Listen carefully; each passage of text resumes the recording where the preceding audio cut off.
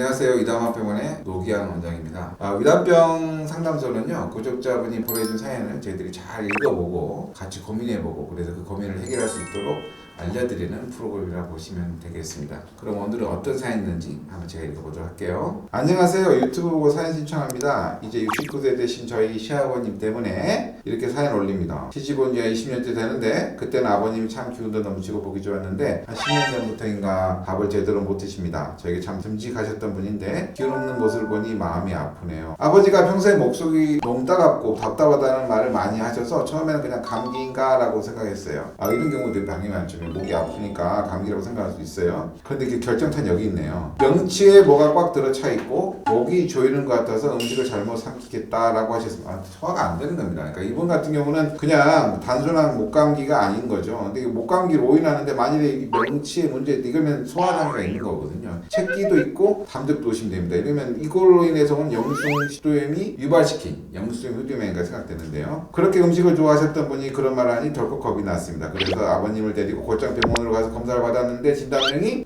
맞습니다. 역류성 후두염. 역류성 후두염은 영수증 식도염 이후에 오는 합병증이에요. 진단을 받은 후 열심히 약을 먹어 좀 나은 듯 했지만 약을 안 먹으면 바로 안 좋아지더라고요. 근본 치료가 안 된 거죠. 항상 약을 먹을 수도 없고 매번 병원에 가서 새 약을 타오는 것도 힘들어졌습니다. 그 와중에 증상은 더 심해져서 지금은 기침도 자주 하시고 가끔 숨쉬기도 힘들어 하십니다. 몸무게도 급격히 줄고 있는데요. 나이도 있으셔서 이렇게 기운 빠져 더 힘드실 텐데 무슨 방법이 없을까요? 친구에게 병원 추천받아 사연 신청해 봅니다. 저희 아버님이 제발 밥이라도 잘 드실 수 있게 도와주세요. 이 사연에 오신 분들은 역류성 후두염 이렇게 진단을 받으셨거든요. 역류성 후두염을 알려면 역류성 식도염에 대한 진단이 필요합니다. 역류성 식도염 같은 경우에 이분 같은 경우도 보면 이제 목이 쪼이고 뭐 이렇게 하셨죠. 근데 그 원인이 뭐냐면 일단은 그 역류성 식도염의 시작점은 어떻게 되냐면 처음에는 체기가 시작되는 거예요. 체기는 뭔지 아시죠? 급하게 체하는 거. 체하고 나서 뭔 정도에서는 뭐 일시적으로 속 쓰리고 말아요. 근데 체한 다음에 담이 생기잖아요. 담이 이화장 이면적으로 이렇게 쌓인다고 그랬잖아요. 담즙병 되는 거예요. 그러면 위장이 움직여요, 안 움직여요? 안 움직입니다. 안 움직이면서 소화도 잘 분비가 되지 않아요. 그러면 어떤 일이 벌어질까요? 음식이 소장, 대장 넘어가야 되는데 거꾸로 올라옵니다. 거꾸로.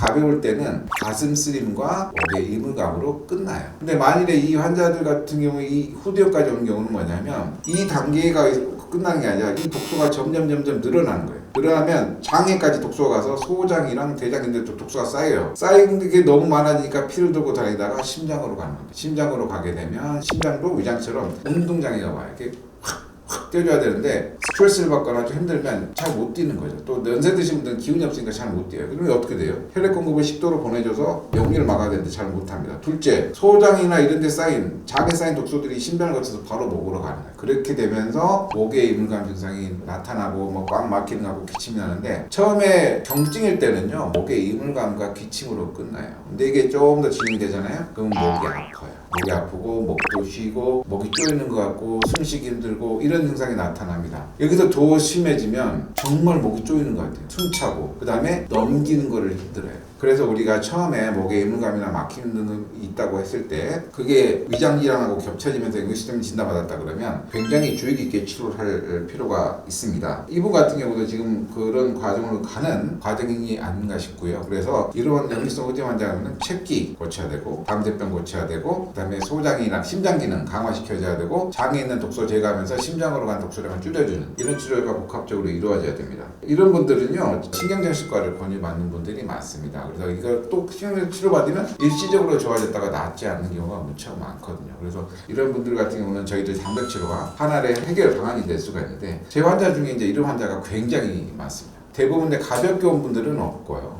꽉 쪼이고 뭐 숨차고 뭐 죽을 것 같고 이렇게 오거나 또는 혀가 아프다. 혀가 아픈데 혀가 아프다 더 심해지면 어떻게 되냐면 이렇게 말을 못해요. 상상이 안 가시죠? 그런 상태까지 낙하돼서 오시는 분들이 있습니다. 제가 환자분이 있는데 75세 남자 환자분이 있었어요. 제가 치료했던 분들 중에 가장 심했던 분. 75세 이분도 올 때는 이 명치가 답답하고 불편하다고 하시는데 결정적으로는 목에 이물감과 목 답답함 그 목의 맥해암 이런 걸 주로 호소하시면서 오셨던 것 같습니다. 이분은 치료하는 과정에서 명치 답답한 거 좋아졌을 뿐만 아니라요. 그 다음에 목 맥해암 같이 좋아졌다는 거예요. 그래서 이분들은 나중에 목이 잠기면요 잘 먹지도 못해요. 그래서 체중도 급격히 저하됩니다. 아까 사연에서도 체중 저하된다 그랬잖아요. 제가 치료도 환자들 대부분 목에 임감이 심한 분들은 나중에는 체중이 저하돼서 저체중 상태를 유지하게 된다고 보시면 되겠습니다. 그럼 이런 분들은 어떻게 생활해야 되는지 또 제가 팁을 하나 드릴게요. 말씀드리지만 취하지 않아야 되기 때문에 그 다음 과식하지 않아야 되기 때문에 충분히 씹어야 됩니다. 몇 번? 40번. 꼭 씹으시고 이 역류성 식도염 환자한테는 먹지 말한 게 되게 많은데 그거 다 말하면 오늘 밤새야 되니까 그중에 몇 가지만 가장 중요한 거 술, 담배, 카페인 드시면 안 됩니다. 카페인 음료에는 여러 가지가 있죠. 커피만 있는 거 아닙니다. 그쵸? 녹차, 홍차 있고 밀가루 음식, 유제품 드시면 안 되고요. 튀긴 음식, 맵고 짠, 맵단 짠 음식 아시죠? 떡,이, 멈뻥 이거 드시면 안 되고요. 그 다음에 과일 같은 경우도 좀 끈적거지하지 않은 과일 드시도록 하시고 충분한 수면하고 그다음 휴식이 필요합니다. 목에 이물감이 오는 증상, 영수부등은 심장하고 연관이 많기 때문에 충분히 수면하셔야 됩니다. 충분히 수면하셔야지만 심장을 건강하게 할 수 있고요. 빨리 나을 수 있습니다. 그다음에 야식과 간식을 먹지 말도록 하시고 식후에 교과서적으로 4시간 동안 눕지 말게 돼 있어요. 역류성 식도염 환자는 최소 2시간에서 4시간은 눕지 않도록 하시고요. 만약에 안정제나 수면제를 드시는 것 같은 경우에는 이게 목이 조이고 불안해서 잠 못 자고 해서 안정제하고 수면제 드시는 경우가 많은데 그거 결국은 끊으셔야 됩니다. 안정제나 수면제 먹으면 입이 자꾸 마르고 목이 마르거든요. 그래서 결코 일시적으로는 도움이 되지만 낫는 건 아니라는 거 꼭 아시게 되고요. 그 다음에 주변의 환경에 좀 둔감하셔야 됩니다. 대부분 이런 분들이 제가 어디에 관계 있다고요? 책기 담력도 있지만 심장은 있다 그랬죠. 대부분 예민합니다. 또 완벽주의자가 많아요. 따라서 주변의 환경에 둔감해지는 연습을 좀 하셔야 되고 또 아까 말씀드렸지만 장 운동도 중요하거든요. 유산균 섭취 꼭 하도록 권장드리겠습니다. 감사합니다.